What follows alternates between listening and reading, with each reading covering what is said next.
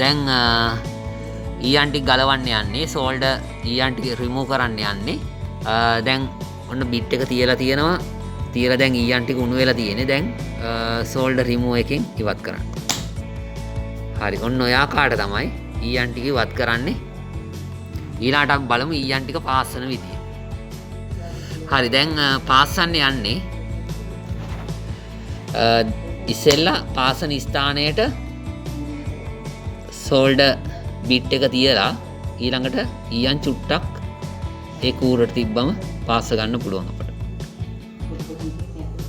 හරි ඔන්න ඔය ආකාරයට තමයි පාස්ස ගැනීම සිද්ධ කරන්නේ.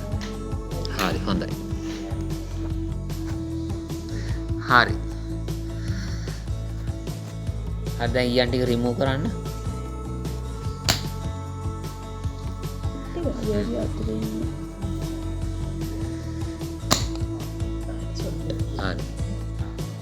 හරි දැන් යන්නේ පාස්සන්න පල්ලෙහාට කූරට තියන්නේ හරි සමාලන්න ඔය කොහොමද ඔය කරන්නේ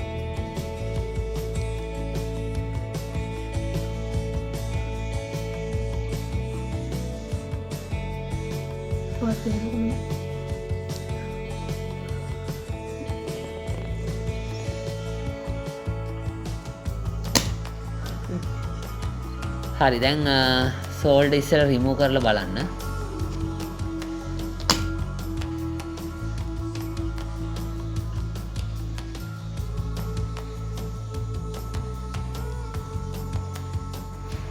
හරි දැන් බලන්න මේ කොටසට දැන් ඊයන් තියන්න යන්නේ සෝල්ඩර් කරන්න යන්නේ. කොහොමද තද කරගන්න. හරි දැන් ඊයන් පොඩ්ඩක් උස්සලා මේක මෙතනට තියන්න. හරි දැන් ඊයන් චුට්ට තිබ්බා දැන් පෑසිලා තියෙන්නේ ඔන්න ওই විදියට තමයි බෞද්ධයකින් පාස්සන්නේ හරි ඊළඟ එක්කෙනා ඉන්න සෝල්ඩර් අයන් එක තියන්න පාස්සන තැනට දැන් ඊයන් තියන්නේ ඊළඟට චුට්ටක් එතන රත් වෙන්න අරින්න එහෙම තියන්න කෑ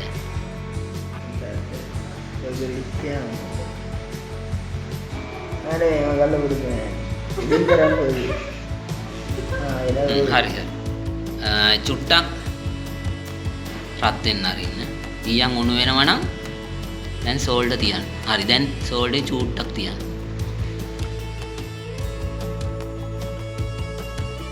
හරි දැන් රත් වෙලාද කියලා බලලා ඊයන් තියන්න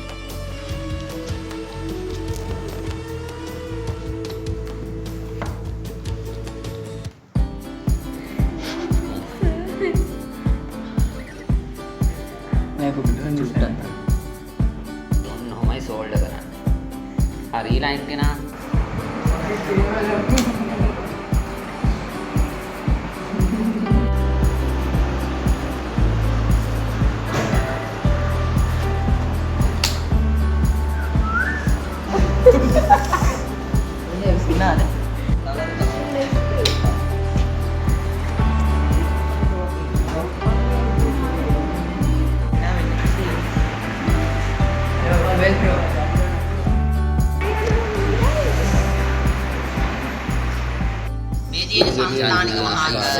ඝන අවස්ථාව තාපයේ ලැබෙද්දී බලන ද්‍රව අවස්ථාව බවට පත් වී සිං තාඩුව ඍණාත්මකය